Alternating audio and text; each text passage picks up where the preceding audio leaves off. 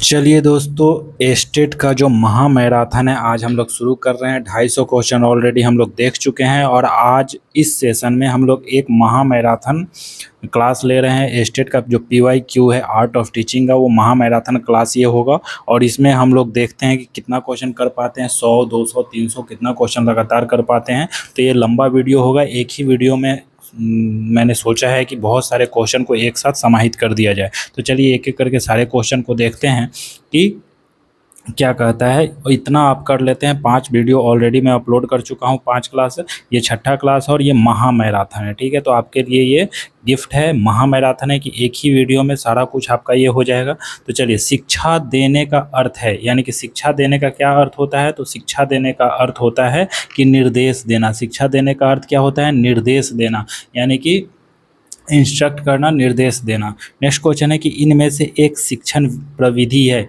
यानी क्वेश्चन कह रहा है कि इनमें से 4 ऑप्शन दे दिया है और बोल रहा है कि इसमें से शिक्षण प्रविधि क्या है। तो यह किंडरगार्टन शिक्षण प्रवृत्ति है, नहीं है। मॉन्टेसरी शिक्षण प्रवृत्ति नहीं है, बच्चों के लिए होता है। तत्परता नहीं है, नहीं है। सचित्रण है, क्या है आंसर? सचित्रण। इसमें से क्या हो जाता है? शिक्षण प्रविधि होता है। जैसे प्रश्न प्रविधि होता है, कार्य निर्धारण प्रवृत्ति होता है, निरीक्षण प्रवृत्ति होता है, उदाहरण प्रवृत्ति होता है, अभ्यास प्रवृत्ति होता है, वाद विवाद प्रवृत्ति होता है, प्रयोगात्मक प्रवृत्ति होता है। ठीक है, तो इसी तरह से सचित्रण एक शिक्षण प्रविधि है। नेक्स्ट क्वेश्चन है कि जीवित प्राणी की प्रकृति क्या है, यानी कि जीवित प्राणी की प्रकृति क्या होती है। तो जीवित प्राणी की प्रकृति होती है लर्निंग, यानी कि हम बात करें तो अधिगम जो होता है जीवित प्राणी की प्रकृति होती है। जो जीवित प्राणी है वो अधिगम करता ही करता है। चलिए नेक्स्ट क्वेश्चन की बात करें तो नेक्स्ट क्वेश्चन है अंतःवैयक्तिक उद्देश्य का संबंध है। अंतःवैयक्तिक उद्देश्य का संबंध किससे है? तो दूसरे से पारंपरिक संबंध होता है। दूसरे से पारंपरिक संबंध होता है। ऑप्शन ए सही हो जाएगा। नेक्स्ट क्वेश्चन है कि पाठ्य योजना में सामान्य उद्देश्य क्या होते हैं, यानी कि पाठ्य योजना में सामान्य उद्देश्य क्या होता है। तो दीर्घकालिक उद्देश्य को परिभाषित करते हैं। पाठ्य योजना में क्या समाहित होता है? तो दीर्घकालिक उद्देश्य को समाहित करते हैं, परिभाषित करते हैं, सॉरी। नेक्स्ट क्वेश्चन है कि शिक्षण विधि जो शिक्षार्थी को वास्तविक समस्या में शामिल करता है, ऐसा शिक्षण विधि जो शिक्षार्थी को वास्तविक समस्या में शामिल करता है वो क्या है? तो परियोजना आधारित, यानी कि प्रोजेक्ट आधारित। कैसा? तो प्रोजेक्ट आधारित जो वो शिक्षण विधि होता है वो शिक्षार्थी को वास्तविक समस्या से शामिल करता है, क्योंकि इसमें करके सीखने का ये होता है। तो इसलिए ये शिक्षण विधि जो है शिक्षार्थी को वास्तविक समस्या से शामिल करता है। ये इंपॉर्टेंट हो जाएगा, इसको आप नोट कर लीजिएगा।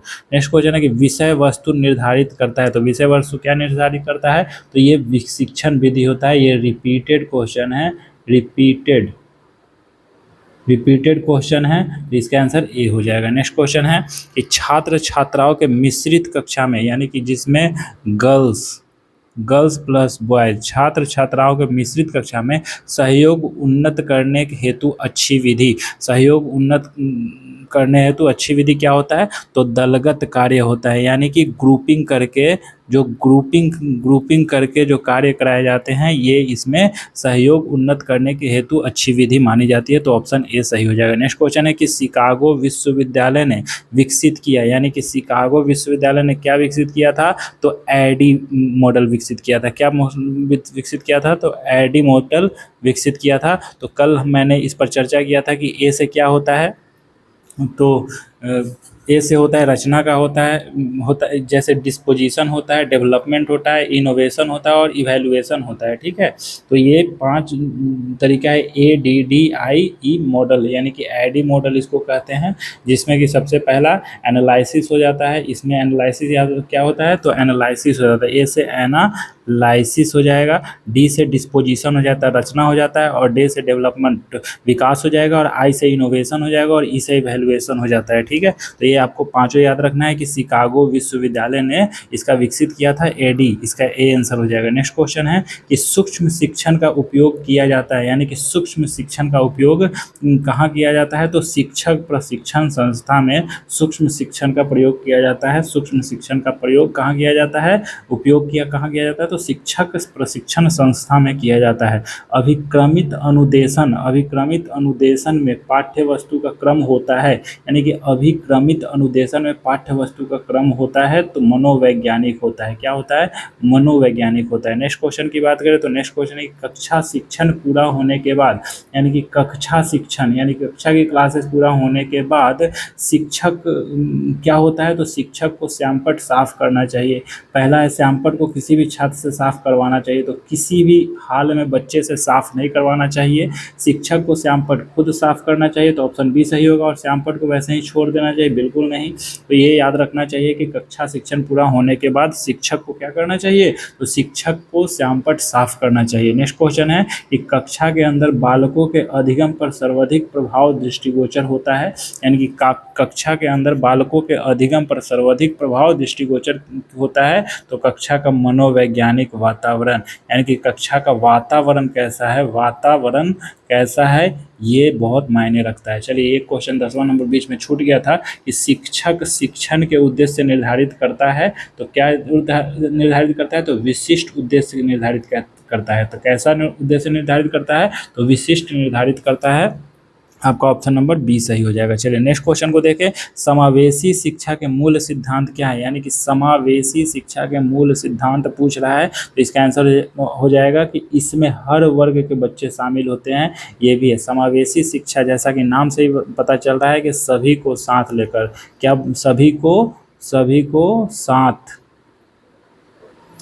लेकर या समावेशी शिक्षा का मूल सिद्धांत है। तो इसमें हर वर्ग के बच्चे को शामिल करते हैं और समावेशन विविधता को महत्व देते हैं, यानी कि ये भी सही हो जाएगा। तो ऑप्शन सी सही हो जाएगा, ए और बी दोनों सही हो जाएगा। नेक्स्ट क्वेश्चन की बात करें तो पुस्तकालय एक ऐसी जगह है, तो ये रिपीटेड क्वेश्चन है। कैसा क्वेश्चन है? रिपीट हुआ है। जो भी हम वीडियो 5 अपलोड किए हैं उसमें हमने बता रखा है कि पुस्तकालय एक ऐसा जगह है जहाँ पे ढेर सारी किताबें रखी जाती हैं, वहाँ पर खिलौने नहीं रहते हैं, कपड़े नहीं रहते हैं। ये क्वेश्चन पहले पूछा जा चुका है, तो ये इंपॉर्टेंट है, इसको आप मार्क कर लीजिएगा, स्टार मार्क। नेक्स्ट क्वेश्चन है कि निम्नलिखित में से कौन सा एक पुस्तक का प्रकार है? तो निम्नलिखित में से एक पुस्तक का प्रकार कौन सा है? तो सामान्य पाठ्य पुस्तक ये पुस्तक का प्रकार है। संदर्भ पुस्तक ये भी पुस्तक का प्रकार है। तो ए और बी दोनों हो जाएगा। ऑप्शन नंबर सी आपका आंसर हो जाएगा। नेक्स्ट क्वेश्चन है कि निम्नलिखित में से कौन सा गुण शिक्षकों का नहीं है? तो 4 ऑप्शन दिया हुआ है, इसमें से पूछ रहा है कि शिक्षकों का कौन सा गुण नहीं है। तो सहानुभूति शिक्षकों का गुण है, संचार शिक्षकों का गुण है, रचनात्मकता शिक्षकों का गुण है, ईर्ष्यालु तो किसी को नहीं करना चाहिए। जबकि शिक्षक तो गुण देता है, शिक्षक ज्ञान देता है, शिक्षण बच्चों में विकास कराता है, ज्ञानात्मक विकास कराता है। तो शिक्षक को ईर्ष्या नहीं करना चाहिए। शिक्षक को क्या नहीं करना चाहिए? ईर्ष्या नहीं करना चाहिए। तो डी इसका ऑप्शन आंसर हो जाएगा। नेक्स्ट क्वेश्चन है कि एक शिक्षक के निम्नलिखित में से कौन से व्यक्तिगत गुण शिक्षण को प्रभावित करते हैं? यानी कि शिक्षक के निम्नलिखित में से 4 ऑप्शन दिया हुआ है, इसमें से कौन से व्यक्तिगत गुण हैं जो प्रभावित करते हैं? तो संवेदनशीलता जो होता है ये इम्पोर्टेंट है। एक शिक्षक को एक अलग शिक्षक बनाता है, यानी कि प्रभावी शिक्षक बनाता है, वह संवेदनशीलता है। यानी कि प्रबंधन क्षमता, सामाजिक कौशल ये सब तो होता ही होता है, लेकिन संवेदनशीलता जो होता है एक शिक्षक को क्या बनाता है? प्रभावी शिक्षक बनाता है, व्यक्तिगत गुण शिक्षक बनाता है। ठीक है। नेक्स्ट क्वेश्चन है कि उच्च शिक्षा में शिक्षक की भूमिका होती है। तो ये कैसा क्वेश्चन है? ऊपर हम लोग 5 वीडियो में ये चर्चा कर चुके हैं पहले। तो उच्च शिक्षा में शिक्षण की भूमिका होती है तो कैसी होती है? छात्रों में स्व अध्याय को बढ़ावा देना। ये हम लोग तीसरी बार ये क्वेश्चन चर्चा कर रहे हैं कि स्व अध्याय यानी कि उच्च शिक्षा में स्व अध्याय को बढ़ावा दिया जाता है, यही आंसर हो जाएगा। मूल्यांकन है, तो मूल्यांकन क्या है? तो मूल्यांकन सतत प्रक्रिया है। ये भी रिपीटेड क्वेश्चन है, ये भी रिपीट कर चुका है, हम लोग एक बार देख चुके हैं इस क्वेश्चन को। नेक्स्ट क्वेश्चन है कि आंकने की व्यापक प्रक्रिया है। तो आंकने की व्यापक प्रक्रिया क्या होता है? तो किसी भी बच्चे को आंकने के लिए मूल्यांकन किया जाता है। ऑप्शन ये होता है। मापन व्यवस्था नहीं होगा, आकलन नहीं होगा, परीक्षा नहीं होगा, मूल्यांकन किया जाता है। कभी भी शिक्षा बच्चों के छात्रों के हित में क्या किया जाता है? छात्रों के हित में मूल्यांकन किया जाता है। क्या किया जाता है? मूल्यांकन किया जाता है, न कि मापन किया जाता है, आकलन किया जाता है, परीक्षण किया जाता है। नेक्स्ट क्वेश्चन है कि संकलनात्मक मूल्यांकन किस प्रकार का परीक्षण है? तो संकलनात्मक मूल्यांकन शिक्षण निर्मित परीक्षण है, बाहरी परीक्षण है, आंतरिक परीक्षण है, यानी कि तीनों मिलकर हो जाएगा। उपरोक्त सभी आंसर हो जाएगा इसका। ठीक है, नेक्स्ट क्वेश्चन है कि पाठ्यचर्या का सिद्धांत किस पर आधारित नहीं है? क्या पूछ रहा है कि पाठ्यचर्या का सिद्धांत किस पर आधारित नहीं है? तो पाठ्यचर्या जो होता है वो किससे रिलेटेड है? बच्चा से रिलेटेड तो है ही है, फिर गतिविधि से भी रिलेटेड है और सामुदायिक जीवन से भी रिलेटेड है। पारिवारिक जीवन इसका आंसर हो जाएगा कि नहीं है। ये सब पॉजिटिव हो जाएगा, ये निगेटिव हो जाएगा, तो यही आंसर हो जाएगा आपका। ठीक है, नेक्स्ट क्वेश्चन की बात करें, निम्नलिखित में से कौन पाठ्यचर्या का तत्व नहीं है? यहाँ फिर से निगेटिव पूछ रहा है, निम्नलिखित में से कौन पाठ्यचर्या का तत्व नहीं है? ठीक है, तो पाठ्यचर्या का तत्व कौन नहीं है? तो शिक्षक देखते हैं आपकी पाठ्यचर्या का तत्व नहीं है। ये क्या होता है? ये निर्भर नहीं होता है, यह स्वतंत्र होता है। क्या होता है? स्वतंत्र होता है। और उद्देश्य जो होते हैं पाठ्यचर्या का तत्व होता है, विषय वस्तु और मूल्यांकन जो होता है पाठ्यचर्या का तत्व होता है। नेक्स्ट क्वेश्चन है कि विद्यालय में लघु संस्कृति है, यानी कि विद्यालय में जो है लघु संस्कृति है, तो किसकी लघु संस्कृति है? तो परिवार का, घर का, वर्ग कक्षा का, पाठ्यक्रम का। तो विद्यालय में लघु संस्कृति पाठ्यक्रम का होना चाहिए। आंसर क्या है? तो पाठ्यक्रम नहीं है, वर्ग कक्षा है। विद्यालय में लघु संस्कृति किसका है? तो वर्ग कक्षा का हो जाएगा। पाठ्यक्रम तो ये पुस्तक का हो जाता है। किसका हो जाता है? पुस्तक का। और घर क्या हो जाता है? तो परिवार का, लोगों का हो जाता है, परिवार लोगों का हो जाता है। तो वर्ग कक्षा ही विद्यालय में लघु संस्कृति है। नेक्स्ट क्वेश्चन है कि परामर्श का मूलभूत सिद्धांत क्या होता है? तो परामर्श का मूलभूत स्वायत्तता होता है, न्याय होता है और निष्ठा होता है। तो उपरोक्त सभी इसका आंसर हो जाएगा। नेक्स्ट क्वेश्चन है कि वर्तमान में सीखने का प्रभावी तरीका है, यानी कि वर्तमान में जो लर्निंग का, सीखने का, अधिगम प्राप्त करने का प्रभावी तरीका है वो क्या है? तो स्व अधिगम है? नहीं। खुद से पढ़ा जाता है? नहीं। सुख से नहीं। आमने सामने का अधिगम है? नहीं। प्रमिश्रित प्रणाली अधिगम है। कैसा है? तो प्रमिश्रित प्रणाली अधिगम है। ऑप्शन नंबर सी आंसर हो जाएगा। सीखने का सबसे अच्छा तरीका क्या होता है? यह रिपीटेड क्वेश्चन है। सीखने का सबसे अच्छा तरीका होता है करके सीखना। करके सीखना सबसे अच्छा तरीका होता है, या करना। त्रिआयामी शिक्षण सामग्री है, तो त्रिआयामी शिक्षण सामग्री कौन कौन से हैं? तो मॉडल, यानी कि श्यामपट्ट त्रिआयामी शिक्षक नहीं है, चार्ट नहीं है, और ये उपरोक्त सही नहीं हो जाएगा। सॉरी, यहाँ पर तीनों होना चाहिए। त्रिआयामी शिक्षण सामग्री कौन कौन से देखे, इसका विश्लेषण देख लेते हैं। त्रिआयामी सहायक सामग्री का शिक्षण सहायक सामग्री के रूप में बहुत प्रभावशाली के साथ उपयोग किया जाता है। बी, मॉडल एक त्रिआयामी शिक्षण सामग्री है। मॉडल विषयों का एक मूर्त निरूपण है, उसका आकार इसे आसान और सुविधाजनक रूप से देखने के लिए करता है। तो यानी कि मॉडल जो होता है त्रिआयामी शिक्षण का सामग्री है। चलिए, मेरे अनुसार तो ये तीनों होना चाहिए, उपरोक्त तो सभी हो जाता, लेकिन यहाँ आंसर दिया हुआ है डाउटफुल है। चलिए हर एक, अब चलिए 30 तक जो हम लोगों ने देखा, यह क्या था? तो शिक्षण कला से रिलेटेड था, आर्ट ऑफ टीचिंग से था। अब जो जनरल नॉलेज, जो इतिहास से 5 क्वेश्चन पूछते हैं, मैथ से 5 क्वेश्चन पूछते हैं, भूगोल से 5 क्वेश्चन पूछते हैं और पर्यावरण से 5 क्वेश्चन पूछते हैं, टोटल 20 क्वेश्चन वो शुरू हो गया। यानी कि हर्यग्वंश, इतिहास का क्वेश्चन है कि संस्थापक कौन था? तो हर्यग्वंश का संस्थापक बिंबिसार था। बिंबिसार का बेटा अजातशत्रु था। ठीक है, हर्षवर्धन तो ये 600 से 700 एडी में आए थे। ठीक है, तो ये आपको याद रखना है। नेक्स्ट क्वेश्चन है कि निम्नलिखित में से किस प्रकार की मिट्टी का भारत में सबसे बड़ा क्षेत्रफल है? तो क्षेत्रफल अब भारत में देखिएगा, तो सबसे जो शिवालिक पर्वत के नीचे जो यूपी और बिहार वाला है वो कैसा है? तो जलोढ़ मिट्टी है। तो जलोढ़ मिट्टी जो है भारत में उत्तरी मैदानों में पाई जाती है, और उत्तर का मैदान जो देश का जो लगभग 33.5% भाग के लगभग 11 लाख वर्ग किलोमीटर क्षेत्र पर विस्तृत है, वो जलोढ़ मिट्टी या दोमट मिट्टी इसको कहते हैं। ठीक है, इसमें ज़्यादा खेती कैसी होती है? तो प्रचुर खेती होती है। कैसी होती है? प्रचुर खेती होते हैं यहाँ पर जलोढ़ मिट्टी पर।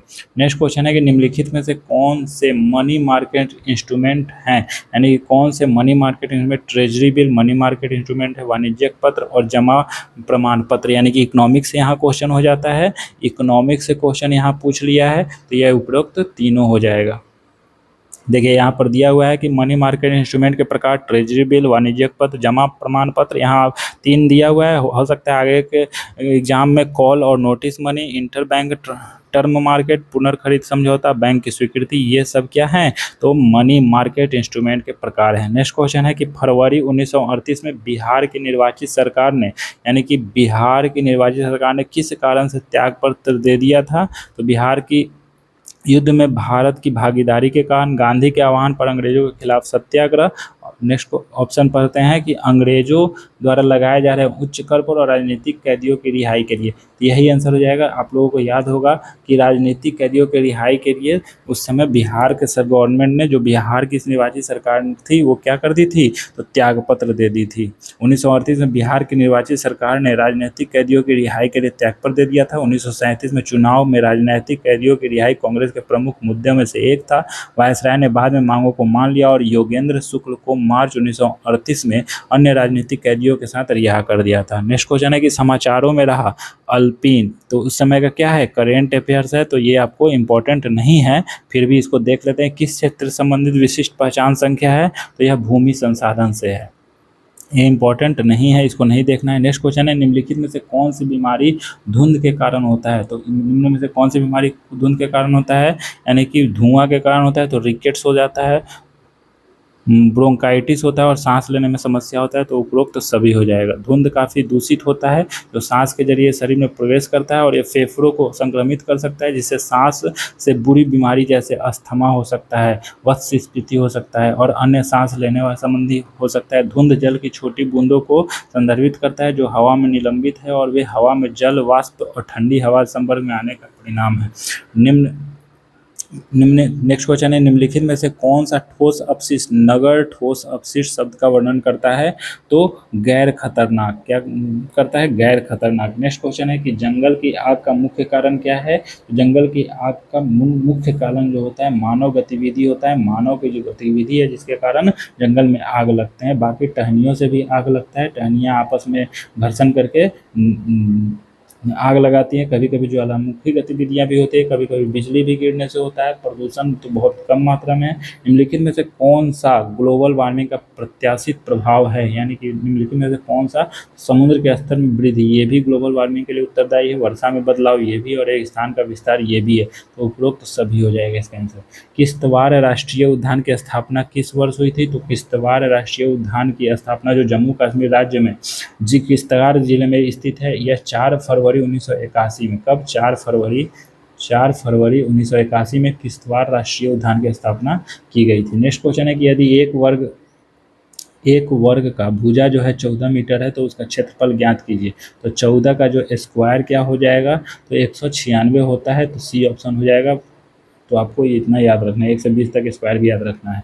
यदि मूल राशि 5,000 है, कितना है, 50,000 मूल राशि है और 4 वर्षों के लिए ब्याज पर 2% की इंटरेस्ट पर, तो साधारण ब्याज क्या हो जाएगा, तो 2 से 2 काट दीजिए, 5 का 20, तो 2,000 और 2 से गुना कर दीजिए तो 4,000। इसका आंसर हो जाएगा तो ऑप्शन नंबर ए सही हो जाएगा इसका। ठीक है, ये फार्मूला होता है, इस फार्मूला को आपको याद रख लेना है साधारण ब्याज के लिए। नेक्स्ट क्वेश्चन है कि 0.75 गुने 4.4 गुने 2.4, तो इस सबको गुना करके और 0.6 से भाग दे देना है। तो इन सबको लिख लेते हैं कि 75 गुने 4.4 गुने 2.4 और इसको डिवाइड कर देना है 6 से। तो 1 से 1 यहाँ काट देंगे और 4 से यहाँ पर काट देंगे, तो क्या हो जाएगा, 0.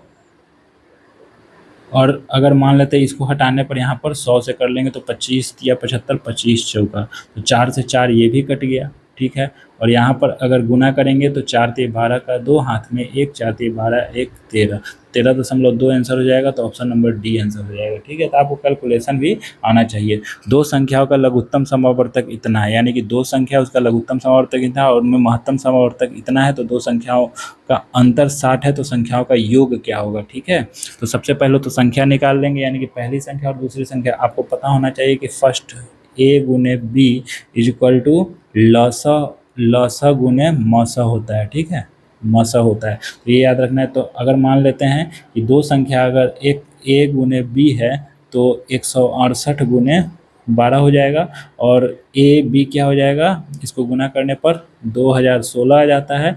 और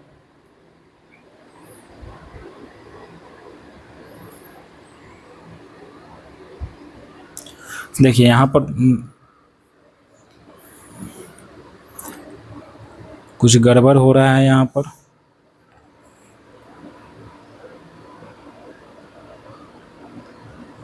अगर यदि अंतर अगर 60 है, ठीक है, अगर अंतर 60 है तो संख्याओं का योग क्या होगा? तो संख्याओं का योग निकालने के लिए अंतर 60 कर दिया गया है, ठीक है।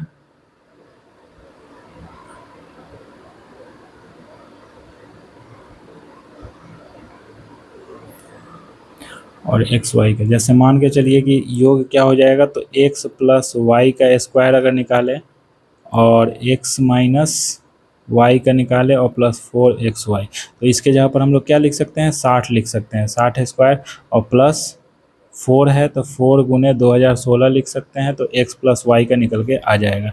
टोटल कितना हो जाएगा? तो 11,604 और x प्लस वाई का ये वैल्यू आ जाएगा। और जब स्क्वायर का रूट अंडर करेंगे तो 108 का आ जाएगा। तो ऑप्शन नंबर क्या हो जाएगा? तो ये इसका सही आंसर हो जाएगा। चलिए नेक्स्ट क्वेश्चन की बात करें तो रमेश और सुरेश के मिट्टी के किले की ऊंचाई 8 सेंटीमीटर और 15 सेंटीमीटर है और वे 24 सेंटीमीटर अलग हैं और किले का शिखर एक दूसरे के से कितनी दूरी पर है? तो देखिए, जो माना कि रमेश का किला का ए बी, अगर ये ऊंचाई 8 सेंटीमीटर और ये 15 सेंटीमीटर है और दिया गया है कि ए ओ यानी कि उसका जो सिरा है क्या बोल रहा है कि 8 और 24 सेंटीमीटर अलग है, किले से शिखर की दूरी कितनी होगी? तो किले से शिखर की दूरी क्या होगी? तो किले से यहाँ से लेकर के यहाँ की दूरी क्या होगी? तो ये 24 दिया हुआ है और ये अगर 8 में गया तो 7 हो जाएगा। और ट्रायंगल का अगर हम लोग निकालते हैं तो ट्रायंगल का क्या होता है? कर्ण हाइपोटेन्यूज जो होता है square equal to length plus base का स्क्वायर का होता है। तो लेंथ कितना है? तो हाइपोटेन्यूज को अगर निकालेंगे तो लेंथ इतना है और प्लस 24 का है, तो इसको निकालेंगे तो 49 7 7 49 हो जाएगा, ये 576 हो जाएगा। और दोनों को जोड़ेंगे तो 625 और हाइपोटेन्यूज का रूट अंडर करेंगे तो कितना हो जाएगा? 25। तो इसका आंसर क्या हो जाएगा? 25 हो जाएगा, 25 सेंटीमीटर सी आंसर हो जाएगा। नेक्स्ट क्वेश्चन की बात करें तो जिस प्रकार हाइड्रोफोबिया का संबंध पानी से है उसी प्रकार एक्रोफोबिया का संबंध किससे है? तो ऊंचाई से है। यानी कि जिस प्रकार हाइड्रोफोबिया को रोगी पानी से डर लगता है उसी प्रकार एक्रोफोबिया में रोगी को ऊंचाई से डर लगता है, एक्रोफोबिया। याद रखिएगा, एक्रोफोबिया। नेक्स्ट क्वेश्चन है वह शब्द चुने जो समूह के अन्य शब्दों से सबसे कम मिलता जुलता है। तो एंथ्रासाइट, ठीक है, बिटुमिनस ये भी कोयला का प्रकार है, एंथ्रासाइट भी कोयला का प्रकार है, लिग्नाटाइट ये भी कोयला का प्रकार है और ग्रेनाइट, ठीक है। तो यहाँ दिया हुआ एंथ्रासाइट, बिटुमिनस तथा लिग्नाइट विभिन्न प्रकार के कोयले होते हैं, जबकि ग्रेनाइट क्या होता है? प्रकार का चट्टान होता है। तो ये चट्टान है, ठीक है। तो इतना आपको याद रखना है कि चट्टान है और ये तीनों क्या हैं? तो कोयला हैं, कोयले के प्रकार हैं। तो ऑप्शन नंबर सी आंसर हो जाएगा, ठीक है। नेक्स्ट क्वेश्चन है सीरीज दिया हुआ है कि 1 के बाद 2, 2 के बाद 3, 3 के बाद फिर 1, फिर 4, फिर 9, फिर 1, ठीक है। तो ये क्या कह रहा है? तो इसको देखना पड़ेगा थोड़ा सा कि यहाँ देखिए 1 के बाद 2, तो यहाँ अल्टरनेट चल रहा है कि 1, फिर देखिए फिर 3 और फिर 1 आ गया, फिर 3 में 1 में 1 से गुना करेंगे 1 आ जाएगा, फिर 3 में 3 से गुना करेंगे 9 आ जाएगा। फिर यहाँ पर ये थोड़ा सा टफ क्वेश्चन है, क्या है? टफ पैटर्न पे सजाया गया है। चलिए नेक्स्ट क्वेश्चन को देखें। नेक्स्ट, यदि डेयर को 1083 में लिखा जाता है, यानी कि डेयर को 1083 के रूप में कोडित किया जाता है और फेट को इतना किया जाता है, तो एफ का क्या है? तो 2 और ए का क्या है? 0 और आर का क्या है? 8 और ई का क्या है? तो 3। तो 2083 आंसर हो जाएगा, 2083 ए ऑप्शन सही है। नेक्स्ट क्वेश्चन है कि मार्कंडे राजीव की माँ के पिता हैं। मार्कंडे जो हैं राजीव की माँ के पिता हैं, यानी कि राजीव के माँ के पिता हैं, राजीव के माँ के पिता हैं। यानी कि अगर राजीव के माँ के पिता कौन है? मार्कंडे हैं और उनमें से एक का पोता अभी है, उनमें से एक का पोता अभी है। तो एक का पोता कौन है? तो अभी है, यानी कि मार्कंडे राजन अभी का पुत्र है। राजन क्या है? अभी का पुत्र है। राजन राजीव से संबंधित है। राजन राजीव से कैसे संबंधित है? तो भतीजा है, ठीक है। तो भतीजा है, इसका आंसर क्या हो जाएगा? बी आंसर हो जाएगा, भतीजा। चलिए, हमने 50 क्वेश्चन अभी देखा है। नेक्स्ट क्वेश्चन देखते हैं, क्योंकि महामैराथन है तो इसमें और भी आगे देखते हैं कि शिक्षण के स्तंभ हैं। तो शिक्षण के स्तंभ क्या हैं? तो पाठ्यक्रम भी है, अनुदेश भी है और आकलन भी है, तो उपरोक्त सभी हो जाएगा। नेक्स्ट क्वेश्चन है कि शिक्षण का परिणाम है, तो शिक्षण का परिणाम क्या है? व्यवहार परिवर्तन। नेक्स्ट क्वेश्चन है 5E मॉडल आधारित है। 5E मॉडल शिक्षण के रचनावाद सिद्धांत पर आधारित है। नेक्स्ट क्वेश्चन है कि विद्यालय में लक्ष्य और उद्देश्य का महत्व है, तो विषय वस्तु की पहचान के लिए लक्ष्य और उद्देश्य का महत्व है विद्यालय में। नेक्स्ट क्वेश्चन है कि ब्लूम की व्यवस्था क्या थी? तो ब्लूम की व्यवस्था वर्गीकरण व्यवस्था है। ब्लूम की व्यवस्था क्या है? वर्गीकरण व्यवस्था है। कर के सीखो के प्रतिपादक थे। कर के सीखने के प्रतिपादक कौन थे? तो जॉन डेवी साहब थे। निगमन विधि की खामी है। निगमन विधि की खामी क्या है? तो तार्किक क्षमता सुधारने में अनुपयुक्त होता है। बिल्कुल सही। रटने को बढ़ावा देता है और भूलने की प्रवृत्ति होती है, तो उपरोक्त सभी है, यानी कि निगमन विधि की खामी यही सब है। कार्यभार विधि महत्वपूर्ण चरण है। कार्यभार विधि महत्वपूर्ण चरण है शिक्षण अधिनियम प्रक्रिया में। कहाँ? तो ये डगलस ने कहा था। कि किसने कहा था कार्यभार विधि महत्वपूर्ण चरण है शिक्षण अधिनियम प्रक्रिया में? कहा था किसने? तो डगलस ने। नेक्स्ट क्वेश्चन है कि पाठ्य योजना प्रक्रिया है, तो पाठ्य योजना अध्ययन नियोजन का प्रक्रिया है, विषय क्रिया का नियोजन प्रक्रिया है, शिक्षण कार्य नीति नियोजन है, तो उपरोक्त सभी आंसर हो जाएगा। नेक्स्ट क्वेश्चन है कि हार्वर्ड अधिगम में एक चरण है। हार्वर्ड अधिगम में कौन सा एक चरण है? तो संबंध का चरण है। सूक्ष्म शिक्षण आधारित है। सूक्ष्म शिक्षण आधारित है। शिक्षण कौशल पे आधारित है। सूक्ष्म शिक्षण। अनुदेशन में कौन से उद्देश्य की प्राप्ति होती है? अनुदेशन में ज्ञानात्मक उद्देश्य की प्राप्ति हो। नेक्स्ट, पुनर्बलन कौशल का उपयोग किया जाता है। पुनर्बलन कौशल का उपयोग कैसे किया जाता है? छात्रों के प्रोत्साहन हेतु और अधिगम रुचिकर हेतु। तो ए ऑप्शन ए और बी दोनों सही हो जाएगा। चलिए, नेक्स्ट क्वेश्चन की बात करें तो नेक्स्ट क्वेश्चन है कि कक्षा का पारिस्थितिकी तंत्र आधारित होना चाहिए, यानी कि कक्षा का पारिस्थितिकी तंत्र आधारित होना चाहिए, तो किस पे? तो प्राकृतिक तत्व पे आधारित होना चाहिए। नेक्स्ट क्वेश्चन है कि कक्षा के भौतिक वातावरण को बढ़ाने में भूमिका होती है, तो किसका होता है? तो छात्रों का। यानी कि कक्षा में भौतिक वातावरण को बढ़ाने की भूमिका किसकी होती है? तो शिक्षकों की नहीं होती है, प्रधानाध्यापक की नहीं होती है, छात्रों की होती है। नेक्स्ट क्वेश्चन है कि पाठ्य पुस्तक का महत्व है किसके लिए? तो छात्रों को बाहरी दुनिया से परिचित कराने के लिए। सही बात है। बाहरी दुनिया का ज्ञान प्रदान करने के लिए। सही बात है। पढ़ने लिखने और बोलने के कौशल में सुधार के लिए। तो उपयुक्त तो सभी इसका आंसर हो जाएगा option number D. Next question है कि पुस्तकालय मुख्य भूमिका निभाता है, तो पुस्तकालय किसमें मुख्य निभाता है? तो शैक्षिक विकास में मुख्य भूमिका निभाता है पुस्तकालय। नेक्स्ट क्वेश्चन है कि निम्नलिखित में से कौन सा गुण शिक्षक का नहीं है? कौन सा गुण शिक्षक का नहीं है? तो धैर्य तो शिक्षक का गुण ही है, सहनशीलता शिक्षक का गुण है, विनम्र शिक्षक का गुण है, अंधविश्वास, ईर्ष्या, ये सब शिक्षक का गुण नहीं है। ठीक है। नेक्स्ट क्वेश्चन है कि एक अच्छे शिक्षक के लिए क्या आवश्यक है? तो एक अच्छे शिक्षक के लिए शिक्षण के लिए प्रतिबद्धता ही उनकी क्या होता है? अच्छे शिक्षक होने के लिए आवश्यक है। शिक्षण के लिए प्रतिबद्धता। नेक्स्ट क्वेश्चन है, अब देखिए यहाँ पर एक आदर्श शिक्षक के गुण कौन कौन से होने चाहिए?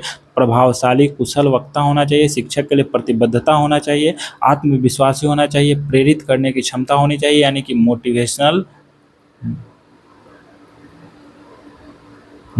होना चाहिए, अच्छा सलाहकार होना चाहिए, छात्रों के प्रति प्रेम और सहानुभूति होना चाहिए, यानी कि फ्रेंड्स होने चाहिए, निर्देशन और नेतृत्व का ज्ञान होना चाहिए, विषय का पूर्ण ज्ञान होना चाहिए, शिक्षण विधियों का प्रयोग करने आना चाहिए, शिक्षण अधिगम सामग्री का उपयोग करना आना चाहिए और मनोविज्ञान का ज्ञान होना चाहिए। तो इतने सारे ज्ञान शिक्षक के अंदर होने चाहिए। शिक्षण हेतु मानसिक उद्वेलन प्रतिमान का प्रयोग निम्न में से किसने सुधार हेतु किया जाता है? तो समस्या समाधान के लिए किया जाता है। निम्न में नेक्स्ट क्वेश्चन है कि उपलब्धि परीक्षण है, तो क्या है? उपलब्धि परीक्षण क्या है? तो मानक परीक्षण है, मनोवैज्ञानिक परीक्षण है, शिक्षक निर्मित परीक्षण है और बुद्धि परीक्षण है। तो उपलब्धि परीक्षण क्या है? तो बुद्धि परीक्षण होना चाहिए आंसर। तो ऑप्शन नंबर शिक्षण निर्मित परीक्षण भी हो सकता है, तो सबसे उपयुक्त तो शिक्षण निर्मित परीक्षण होगा, बुद्धि परीक्षण नहीं होगा, मनोवैज्ञानिक भी नहीं होगा, मानक भी नहीं होगा, शिक्षण निर्मित परीक्षण होगा। ठीक है।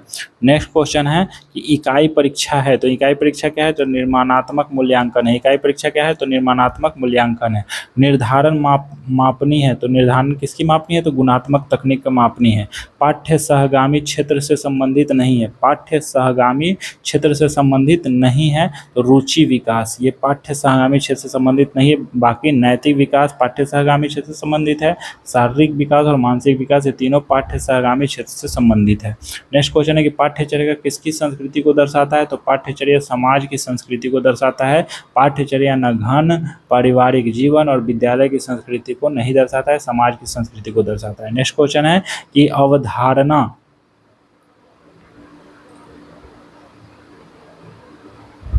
यहाँ पढ़ लेते हैं। पाठ्यचर्या एक शैक्षिक संस्था के मार्गदर्शन में शिक्षार्थी को दी जाने वाली शैक्षिक अनुभव गतिविधियों का एक औपचारिक योजना है। यह विद्यालय में अधिक संरचित है और यह उच्च शिक्षा में अधिक लचीली होती है। पाठ्यचर्या सामाजिक संस्कृति को दर्शाता है, सही बात है।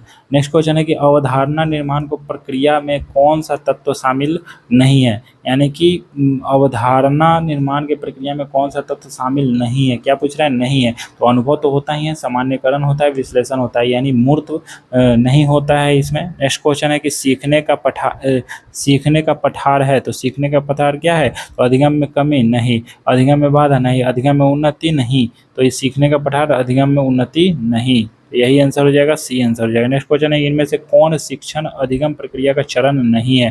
क्या पूछ रहा है, शिक्षण अधिगम प्रक्रिया के चरण नहीं है, तो कुछ नया करने को सीखना ये अधिगम प्रक्रिया के चरण है ही। क्रियात्मक अवस्थाएं प्रवाह तो अभिग्रहण नहीं होता है, डी आंसर सही हो जाएगा। नेक्स्ट क्वेश्चन है कि रेडियो एक प्रकार की शिक्षण सामग्री है, तो रेडियो एक प्रकार की श्रव्य यानी कि ऑडिबल सामग्री है, इंस्ट्रूमेंट है रेडियो, तो इसका ऑप्शन बी सही हो जाएगा। नेक्स्ट क्वेश्चन है आर्ट ऑफ टीचिंग का लास्ट क्वेश्चन। अच्छी पाठ्य पुस्तक है, तो अच्छी पाठ्य पुस्तक क्या है, तो श्रव्य सामग्री है। अच्छी पाठ्य पुस्तक श्रव्य सामग्री, ये गलत बात है, यहाँ आंसर ये गलत हो जाएगा।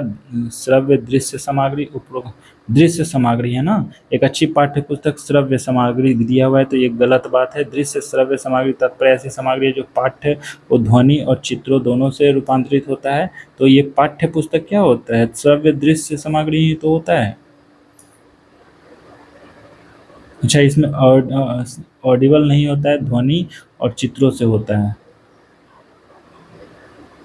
प्रस्तुत बच्चों के आंखों और कान दोनों दिन सक्रिय कर सीखने का साधन बने तथा विषय वस्तु सरलता से समझने में मदद करती है। श्रव्य दृश्य सामग्री बच्चों के आंख और कान दोनों ज्ञानेंद्रियों से सक्रिय होता है। श्रव्य दृश्य तो यही होता है। दृश्य सामग्री पाठ्य पुस्तक दृश्य सामग्री है, इसका आंसर क्या हो जाएगा, सी आंसर इसका हो जाएगा। इसका आंसर ये गलत है। नेक्स्ट क्वेश्चन है कि रोहिलखंड में 1857 के विद्रोह का सेनापति कौन था, तो रोहिलखंड में 1857 के विद्रोह का अहमदुल्ला सेनापति था। ठीक है, 1857 के विद्रोह के दौरान रोहिलखंड क्षेत्र का सेनापति मौलवी अहमदुल्ला था। मौलवी अहमदुल्ला 1957 में विद्रोह के लाइट हाउस के रूप में जाना जाता है। डोडा बेटा चोटी निम्नलिखित में से किस पहाड़ी श्रृंखला में है, तो डोडा बेटा नीलगिरी पहाड़ियों में, जो कि साउथ में है। ठीक है, तो तमिलनाडु राज्य के नीलगिरी जिले में नीलगिरी पर्वत पर सबसे ऊंची और हिमालय के दक्षिणी में स्थित यह पर्वत ऊंची चोटी है। नीलगिरी पहाड़ी भारत के पश्चिमी घाट में स्थित है। किधर स्थित है, तो ये जो है पश्चिमी घाट में, यहीं पर है डोडा बेटा नीलगिरी पहाड़ी में। निर्यात आय में कृषि का क्या योगदान है, तो निर्यात आय में 10% कृषि का योगदान है। नेक्स्ट क्वेश्चन है कुंवर सिंह ने अपना अंतिम युद्ध किस अंग्रेज कप्तान के विरुद्ध लड़ा था, तो यह महान वीर कुंवर सिंह ने अपना अंतिम युद्ध डगलस नामक अंग्रेज कप्तान के विरुद्ध लड़ा था। और कुंवर सिंह का जन्म बिहार में शाहबाद, तो ये डगलस के नाम से जरा था, यहाँ पर ए आंसर हो जाएगा, सी नहीं होगा, डगलस के विरुद्ध लड़ा था, ये महान नहीं होगा। ठीक है, खबरों में रहे बंधन एक्सप्रेस और मैत्री एक्सप्रेस भारत और किस देश के बीच चलती है, तो खबरों में रहे मैत्री और बंधन किसके विरुद्ध, तो बांग्लादेश के बीच चलती है। ठीक है, नेक्स्ट क्वेश्चन है कि डीडीटी और एल्यूमिनियम के डिब्बे डैश के उदाहरण है। डीडीटी और एल्युमिनियम के डिब्बे क्या चीज़ के उदाहरण हैं, तो प्राथमिक प्रदूषण के नहीं, माध्यमिक प्रदूषण नहीं, बायोडिग्रेडेबल प्रदूषण नहीं, गैर बायोडिग्रेडेबल प्रदूषण हो जाएगा, डी आंसर हो जाएगा। प्लास्टिक कचरे के लिए निम्नलिखित में से कौन सा कथन गलत है, तो प्लास्टिक कचरे के लिए गलत पूछ रहा है, तो इसका उपयोग खाद बनाने के लिए किया जाता है, बिल्कुल नहीं, यही गलत बात है, खाद बनाने के लिए नहीं किया जाता है, तो यही सही हो जाएगा। यह अधिक समय तक रहता है, बिल्कुल सही बात है। जलने पर जहरीले धुएं उत्पन्न होते हैं, बिल्कुल सही बात है। तो इसमें से आंसर क्या हो जाएगा कि खाद बनाने के लिए किया जाता है, तो खाद बनाने के लिए नहीं किया जाता है, ये गलत बात है। नेक्स्ट क्वेश्चन है कि वनों की कटाई का सबसे बड़ा चालक क्या है? तो वनों की कटाई का सबसे बड़ा चालक कृषि है। कृषि के लिए उपयोगी जमीन को पाने के लिए कटाई किया जाता है। ग्लोबल वार्मिंग पृथ्वी की जलवायु प्रणाली के में से एक सदी में पैमाने का वृद्धि देखी गई है। तो ये औसत तापमान में वृद्धि देखी गई है। नेक्स्ट क्वेश्चन है कि काला हिरन निम्नलिखित में से किस श्रेणी के जीवों से संबंधित है? तो विलुप्त प्रजाति, दुर्लभ प्रजाति, स्थानिक प्रजाति, लुप्त प्राय प्रजाति। हमारे अनुसार तो काला हिरन जो है लुप्त प्राय में होना चाहिए या विलुप्त में होना चाहिए, तो ऑप्शन नंबर डी हो जाएगा लुप्त प्राय में। किसमें हो जाएगा? लुप्त प्राय में प्रजाति में। ऑप्शन डी इसका सही आंसर हो जाएगा। नेक्स्ट क्वेश्चन है कि 5 लोगों की औसत आयु 42 है, यानी 5 लोगों की औसत आयु 42 है और दूसरे समूह में 8 लोग जिनकी औसत आयु 81 है। दो समूह है, एक 5 लोगों का है और एक 8 लोगों का है। एक का 42 है और एक का इतना है। 5 लोगों का कुल आयु कितना हो जाएगा? 210 हो जाएगा और 8 लोगों का कुल आयु कितना हो जाएगा? 658। और क्वेश्चन पूछ रहा है तो सभी लोगों की औसत आयु कितनी हो जाएगी? तो जब दोनों समूह को मिलाया जाता है, जोड़ दिया जाता है, तो उसकी औसत आयु, तो दोनों को जोड़ देंगे और उसके डिवाइड कर देंगे तो 66 वर्ष निकल कर आ जाएगा। तो ऑप्शन नंबर बी हो जाएगा। राही ने किसी बैंक में 600 की धनराशि को जमा कराया जिसमें 8% प्रति वर्ष की साधारण ब्याज प्राप्त होना है। यदि राही ने 5 वर्षों तक बैंक में धनराशि को रखता है तो ब्याज के रूप में कितनी राशि प्राप्त होगी? ब्याज के रूप में पूछ रहा है तो पूरा टोटल सिंपल इंटरेस्ट क्या हो जाएगा? 600 गुने 8 गुने 5/100। तो टोटल इंटरेस्ट हो जाएगा 8 छः 48, 48 8 पे 40 के जीरो हाथ में 4 और 5 का 20 4 24 240 हो जाएगा। ऑप्शन नंबर ए सही हो जाएगा। नेक्स्ट क्वेश्चन है 0.09 और 0.007 का गुणनफल क्या होगा? तो देखिए 2 3 2 5 है तो 5 के बाद आना चाहिए, तो 2 2 4 5 2 2 4 5 2 4। तो ऑप्शन नंबर ए सही हो जाएगा। ऐसा ही पता चल रहा है इसका देख करके। यहाँ पर 4 है, यहाँ दशमलव के बाद 2 देखिए और 3 देखिए, तो 3 2 5 हो जाएगा। 2 2 4 ये 5 और ये 4, तो दोनों नहीं हुए। यहाँ 2 है और यहाँ 2 2 4 1 5, तो दशमलव के बाद 5 हो गए, तो ऑप्शन नंबर ए सही हो जाएगा। नेक्स्ट क्वेश्चन है कि दो संख्या का महत्तम समावर्तक 8 है जबकि उसका लघुत्तम समावर्तक जो होती है, यदि एक संख्या 16 है तो दूसरी संख्या क्या होगी? तो a गुने b बराबर लसा गुने मसा होता है। तो ये आपको याद रखना है कि लसा अगर 108 है और 144 लसा है तो ये क्या हो जाएगा? तो 16 से कटेगा 2 और इसका कार्य 2 सतह 14 2 दिन 72। रिपीटेड क्वेश्चन है ये, 72 आंसर हो जाएगा। रिपीटेड क्वेश्चन है। नेक्स्ट क्वेश्चन है कि दो घर आमने सामने है, दोनों के ऊपर चिमनियाँ हैं। दो घर आमने सामने है और दोनों के ऊपर चिमनियाँ हैं और रेखा जमीन से 45 डिग्री कोण बनाती है। यदि एक घर की ऊंचाई 25 मीटर है और दूसरे घर की ऊंचाई 10 मीटर है, तो 15 मीटर का तो एक दूसरे कितना दूरी पर है? तो देखिए बीच का जो दूरी 45 डिग्री पर है, तो ABC मान के चलिए कि ये एक 10 सेंटीमीटर है और ये और दूसरा कितना है? 25 सेंटीमीटर। तो ये दोनों के बीच में ये कितना हो जाएगा? 10 तो 15 हो जाएगा और ये 45 डिग्री पर है। ठीक है, तो अगर इसका निकाले तो tan 45 कितना होता है? 45 डिग्री पर है, तो tan 45 कितना होता है? tan 45 को क्या लिख सकते हैं? लंब बटा आधार लिख सकते हैं। तो AC जो होगा, AC अगर मान के चलिए 15 और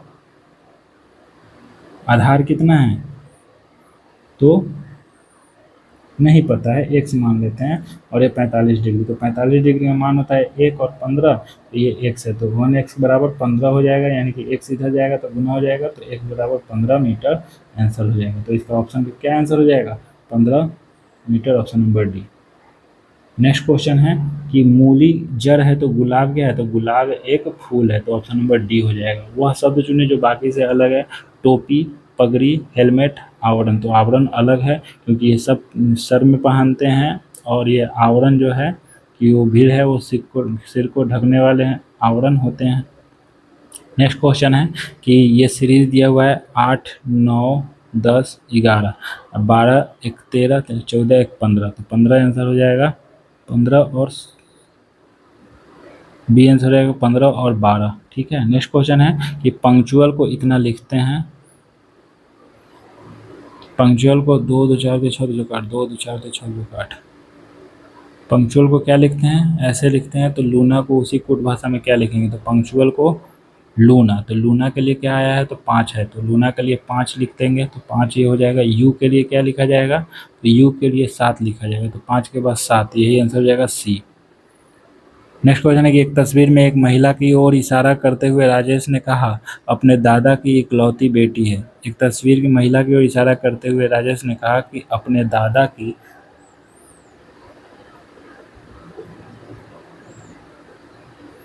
अपने दादा की इकलौती बेटी अपने दादा। एक तस्वीर में एक महिला की ओर इशारा करते हुए राजेश ने कहा कि अपने दादा की इकलौती बेटी मेरी पत्नी है। यानी कि देखिए यहाँ पर बोल रहा है कि महिला दादा की इकलौती बेटी मेरी पत्नी है।